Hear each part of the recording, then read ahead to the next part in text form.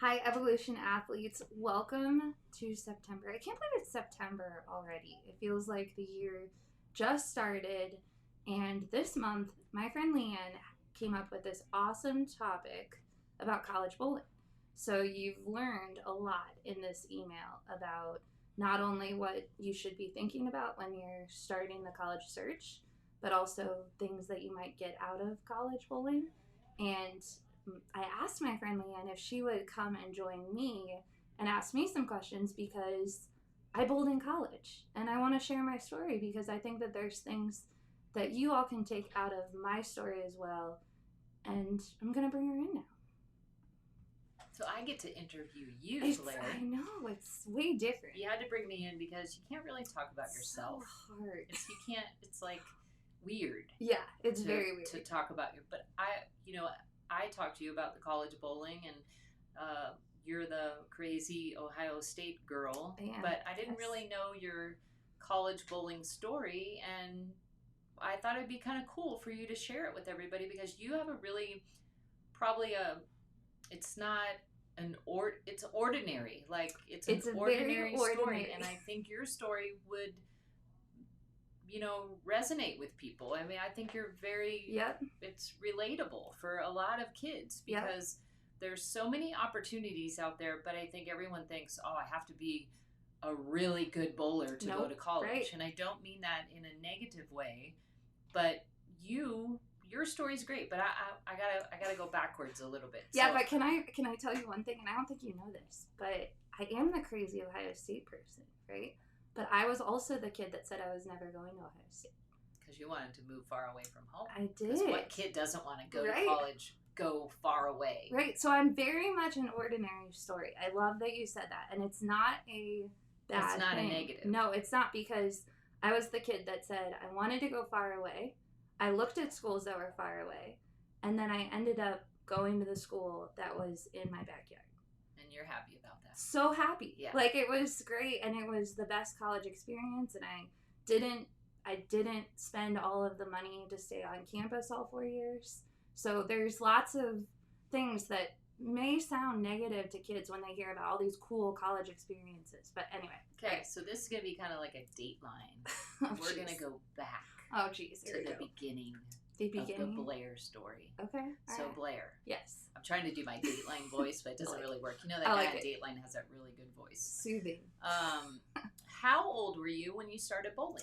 I was 5 years old. I lived right by the YMCA, and I also lived by a bowling center in my neighborhood, which a lot of kids, I think, have that same So that's the connection. Thing you did. Right. It was literally, my parents signed me up for every sport at the Y, and then they also put me in bowling because they wanted me out of the house every day of the week. And when did you, fall in love with bowling? Yeah, so I would not say I fell in love with bowling until very, very late. I bowled when I was 5. I bowled some youth tournaments, like a lot of local ones, the city tournaments, state tournaments, things, like just the thing everyone bowled. I liked bowling. I bowled with a kid I went to elementary school with, and then we went to high school together. So I knew my teammate from Saturday morning that I started bowling in a bumper league when I was 4 and a half, all the way up until we graduated from high school, and we still are friends. So that's a good story. It was fun, yeah. But and you bowled in high school? I did bowl in high school. My school had a team. It was not super competitive, but I was able to go to states as an individual. I also, one year, we did not have enough girls, so I bowled with the boys. Ooh, go Blair. Yep. So girl power. Yeah. So I bowled all the way through in youth bowling. We had a travel league, bowled in high school, and then I also did another sport. Dun, dun, dun. I did in 8th grade. What was that sport? So I have this picture. This was my senior picture. It's with a tennis racket. That's not a bowling ball. Not a bowling ball. Shame, right? shame. Yeah. Shame. And it was the tennis racket I still had until I broke it a couple years ago. Serena. Yeah. But in 8th grade, I started playing tennis. So I was a 2-sport athlete all the way through high school. I was on the varsity tennis team and bowled. And little known fact, you were a better tennis player than you were a bowler. I was way more natural at it. So I don't know if anyone's ever seen me bowl, but I'm very much a stroker. I play to the right. She plays the 8-board. I play the 8-board. I didn't ever really get the putting revolutions on the ball. No, I learned it. I learned the football. You have a classic style. Right. Yep. But I couldn't ever really get to that next level. Where in tennis, I could very quickly. And so that's kind of, I was on a path. So did you think you could become a professional tennis player? No. But you were just really, really good, and you really, really loved tennis. Yep. And I knew that I could compete at the collegiate level higher than I could in bowling. Okay. So I was chasing D2. I mean, I knew I could get D3 scholarships. I was chasing D2 scholarships for tennis. So while you had scholarships for tennis to go to college, did you know what you wanted to study? Yes. And you were a very much student athlete. Like you were really good in school. Yeah, I was really lucky because I went to an academic driven high school. So academics were really important, and it wasn't uncool to be smart at my high school. Like you wanted your GPA to be higher. You wanted to be taking the accelerated courses. It's okay. Yeah, but it was accepted across the board. It's like, at some schools where it's like, you're focused on that or whatever. Right. But you should always be focused on academics. Yes. So I had a very, very good English teacher in both my junior and senior years, and I really loved the courses. And they were very focused on writing and reading, but mostly writing. And they taught us about this communications major and what it really could take you, where it could take you in life. And I didn't want to be a journalist. I wanted to work in communications because they're different. So while you were looking for a tennis school, or going with your tennis scholarship opportunities, you found what? I found that the schools that I was getting offered more money to go to didn't have as strong a major that I wanted to study. So the communications program were there, but Ohio State, which ended up being the school that snuck back in, because when you're applying for colleges your senior year, you kind of do a big application, right? You apply for many schools, and you have those schools that are your like backup schools, right? Ohio State was always my backup school. Because you wanted to go out of state. Right. And I wanted to play tennis, and I knew I couldn't play tennis at Ohio State because it was D1. And so that was not even an option. And I learned about the communications program, and they had 5 different divisions of their program, and they had just tons of resources that they were pouring into it, and they had a whole campus. And there were just a lot more opportunities for the major at that school, and there were paths to get a job after. And I didn't see that at some of the other schools. So, if this really were Dateline, we'd be taking a commercial to find out how and where happened, Blair right? ended up. Yeah. So, you switched from tennis being your number one to bowling being your number one, and ended up back home. Your plan. It was insane. It was like this. Here's your plan. Out the window, and you ended up going to Ohio State and do you know when I did that? When I just threw and I actually, if I could look back, I think it was exactly what you just did, because I was very classically making these pro-con lists, right? And I was crumpling up these papers in May of my senior year. Oh, jeez. So May of my senior year is when I actually decided to go to Ohio State and to bowl. And it actually came after a heartbreaking tournament in bowling. I bowled terribly we had a sectional tournament for high school. I had gone to states my junior year. My senior year, I didn't make it past sectionals, which was like, everyone makes it out of sectionals. And I just had a really bad day. And so, but then the next week, I took a month off. That next month, I bowled a tournament, and I won. And that was kind of the moment where it was like, okay, am I really done with bowling? And then the major was coming together, and everything kind of came together, and I could not have asked for a better college experience. I had a great team all 4 years. We had different people that were coming in and out because we were a club program. We weren't I didn't go NCAA even though I went to an NCAA school. Right. It was a club program at Ohio State. So we fundraise. I actually started learning social media because I was our team's media manager, I think is what we called it at the time. So I got experience building a social media page for Ohio State. I made our hashtag. It was like a little internship within bowling. So plan A went out the window. Totally. Which Gone. Every kid probably has plan A. Yes. Like best case scenario. And not that Ohio State was your worst case scenario. No. It was just not what you intended. Right. And bowling wasn't what you intended. Yes. And now you have changed everything and gone on this different path, fork in the road, right? Yep. So choosing Ohio State gave you what kind of opportunities that maybe you weren't expecting? Yeah, so we talk to kids a lot about choosing schools based on a lot of things, right? And so major being one of them. And I love when every coach gets on and the first thing that comes out of their mouth is know what you want to study. Right. Because for me, That's exactly yes. the topic. Right. So then the second part for me was I wasn't that top tier bowler. I bowled. I was competitive. I won tournaments. But I wasn't the kid that was going to Junior Gold and winning, right? So I was the kid that wanted to bowl in college. And I picked a school that while it was a larger school, we had a smaller bowling team. And so I got a lot more opportunities to actually bowl in games, in tournaments. You were the top dog.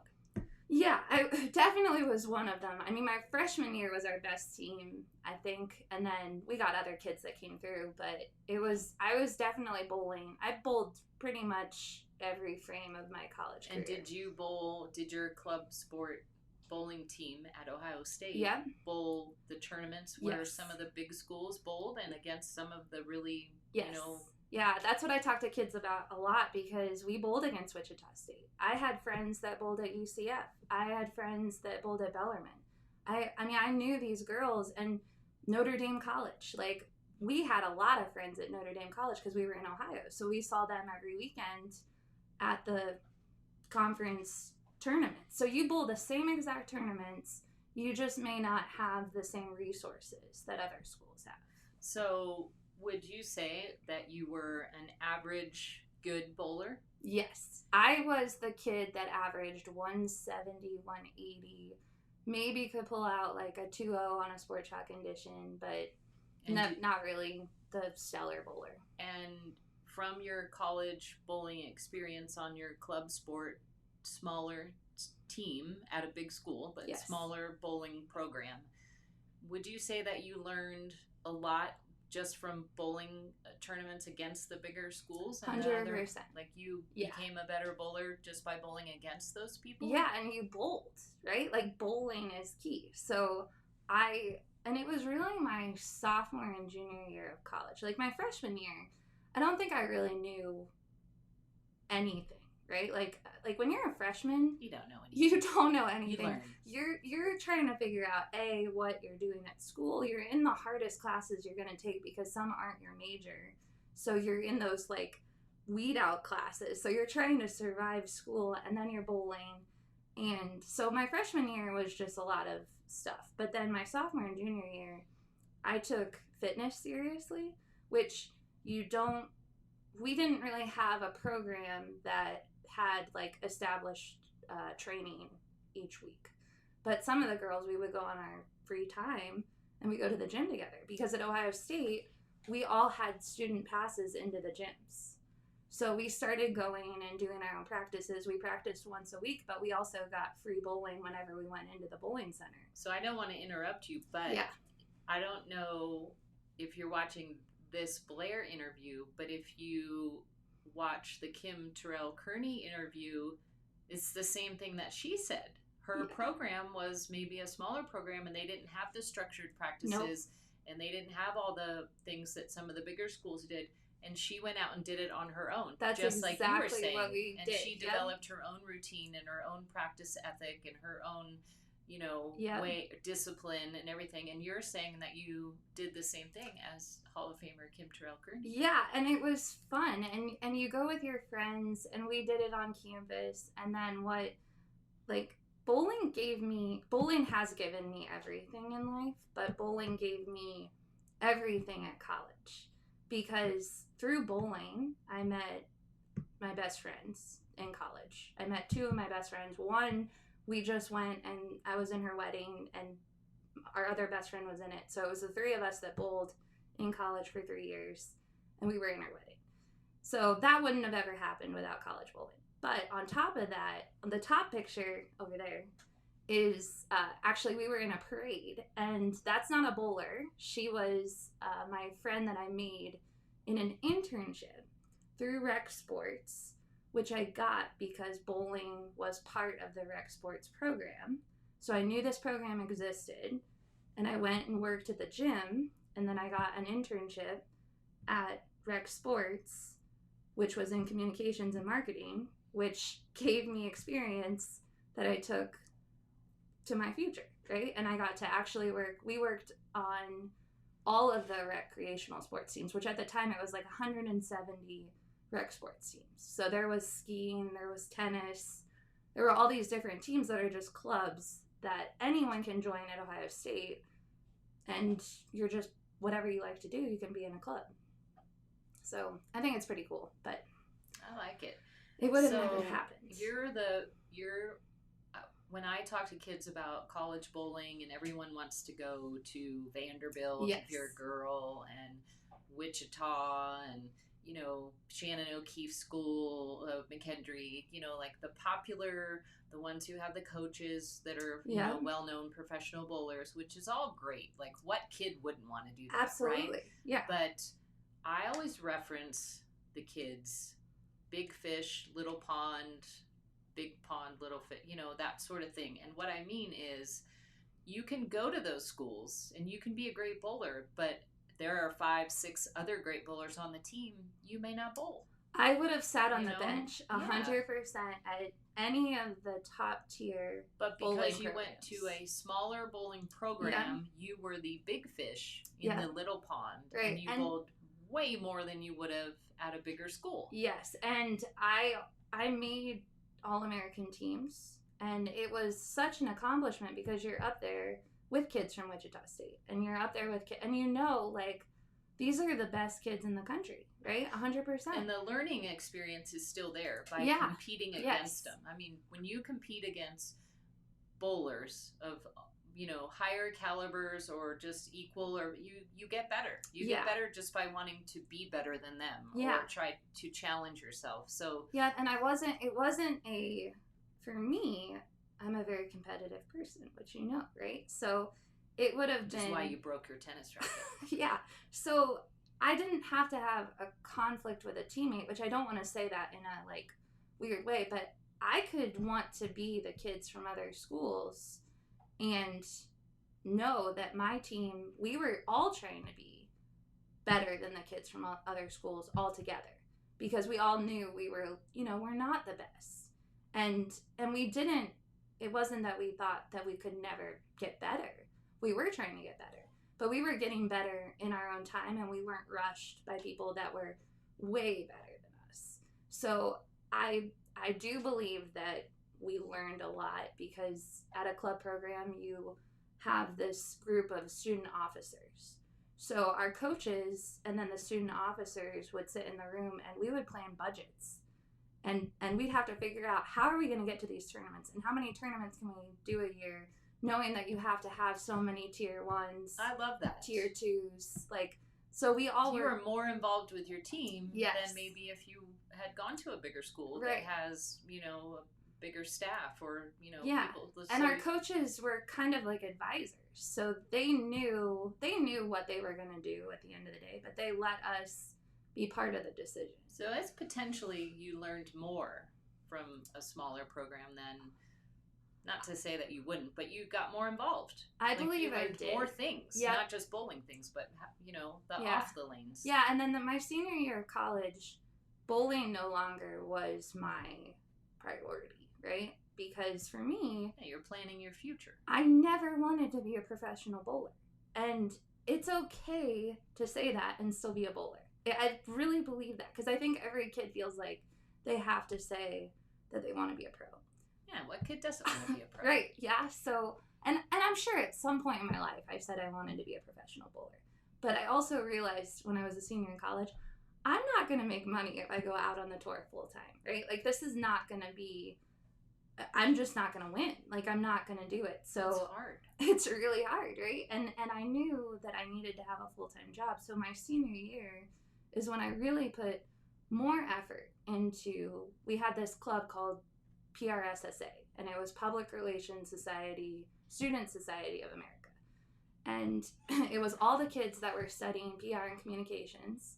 There were 200 of us that would meet on once a month on Wednesday nights, and we'd have a guest speaker that came in who talked about whatever they were doing. So they may have been the communications person for the Crew, which was a local professional soccer team, or they worked for Nationwide, or they worked for, you know, some other big company. And I never would have had that opportunity at some of the smaller schools, but I did because I chose to go to Ohio State. And the other thing, everyone gives those big schools, like, how big are your class sizes, right? My junior and senior year, my class sizes were not bigger than 30 kids, ever. So the pictures of the 300-person auditorium I had my freshman year, but I didn't have that. When you get into your major, you know the kids in your major. I have friends that study communications. We still are friends. And it was like a smaller school because you live in this little grouping of your little major. So let me, as I was thinking about everything you've talked about. Yes. In no way are we saying you shouldn't go to Vanderbilt or McHenry or Wichita. Absolutely not. Or Nebraska. I love those or schools. The very popular bowling schools. Yes. All exceptional colleges. Yes. But not everyone can go there, nor can the school offer everyone scholarship opportunities, right? There's only so much to go around. Yeah. And small schools have so much to offer. Yes. And there are a lot of them who have a lot to offer, and so I just wanted to clarify that. Yeah, We're not bashing anyone. No, I love all of those schools. There are just tons of opportunities. Yes. And a prime example, I have one last question for you, but I think Blair is a prime example for, you can have a great plan and know what you want, and then it might not happen, but your plan B might turn out better than ever. And yes. You may be surprised at what you get from it. But so Blair, what would you like our evolution kids to learn from your very cool story? I think it's a good story. I think the most important thing is to know, it's what all the college coaches say, right?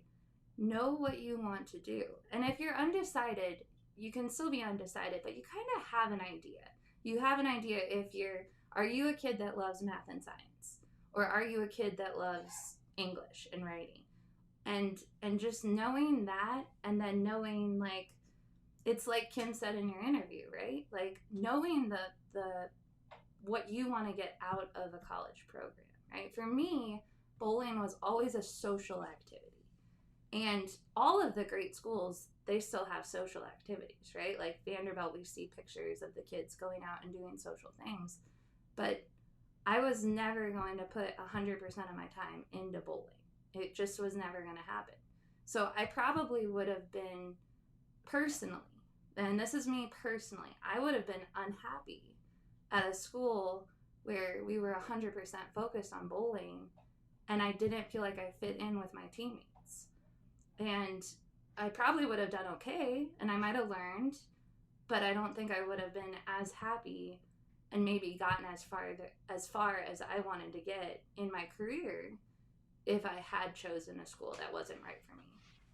I like it. And I will say, everyone that goes to a smaller school, it's not easy all the time, right? I make it sound really fun and awesome, right? But when you're talking about budgets in a room and you're trying to figure out how you get to a tournament and you're working on a very, very small budget, it's not easy. So if you choose one of these schools, you have to know, like, there's a lot you can get out of it, but it will be hard. So that's the and path. In the great words of Josie Barnes, we can do hard things. We can, right? Yeah, and you get a lot out of it. Yeah, I just think there's a lot of good stories, and your plan might not always be what happens, and plan B's often turn out to be the better plan.